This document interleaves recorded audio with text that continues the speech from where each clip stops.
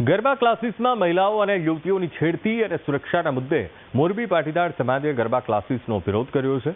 VTV ન્યૂઝની ટીમે અમદાવાદમાં ચાલતા ગરબા ક્લાસીસની મુલાકાત કરી હતી અને ગરબા કોચ તેમજ ગરબા શીખવા આવનારાઓ સાથે વાત કરી હતી. મોરબીના પાટીદાર સમાજના નિવેદન અંગે વિવિધ પ્રતિક્રિયાઓ પણ જાણવા મળી હતી. ત્યારે આવો સાંભળીએ કે શું કહે છે ગરબાના કોચ અને ખેલૈયાઓ. યુવતીઓ તો દરેક જગ્યાએ જઈ રહી છે, દરેક ટ્યુશન ક્લાસમાં જઈ રહી છે, પિક્ચર જોવા જઈ રહી છે, કોર્પોરેટમાં જઈ રહી છે, બધી જગ્યાએ જઈ રહી છે. અને ગરબા ક્લાસમાં જ આવવાથી એવું શું થાય છે એ સદંતર ખોટું છે.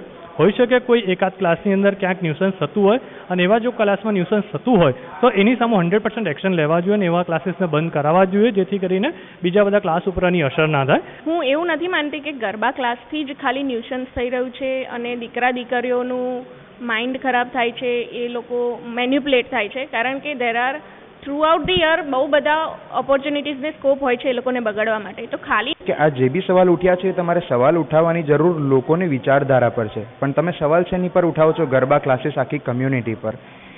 એક ગરબા ક્લાસની ભૂલ કદાચ થઈ હોય, કોઈક માણસની ભૂલ થઈ હોય, તમે આખી કમ્યુનિટી પર સવાલ ઉઠાવો એ યોગ્ય નથી.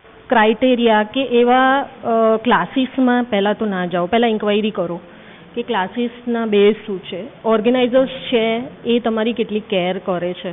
જેમ કે અમારા ક્લાસીસ છે તો એમાં બહુ જ મેમ ધ્યાન રાખે છે, સર. દરેક સંચાલકે લગભગ પોતાના સ્ટુડન્ટને એ રીતે જ રાખવા જોઈએ કે જેનાથી એમને લિબરલ બી ફિલિંગ થાય અને ઘર જેવો માહોલ થાય. જે મોરબીમાં જે પાટીદાર સમાજે બધા ઉપર જે છાંટા ઉડાડ્યા છે એ અમારા માટે તો બિલકુલ યોગ્ય નથી. કારણ કે 100% દૂષણ ક્યાંય હોતું નથી. ના, એવું બધી જગ્યાએ નથી હોતું. તમારી ઉપર પણ ડિપેન્ડ કરે છે કે તમે જે જગ્યાએ જાઓ છો એ જગ્યા કેટલી સેફ છે કે નથી. એઝ એ લેડી તરીકે હું એટલું જ કહું કે એટલું તો આપણને ખબર પડવી જોઈએ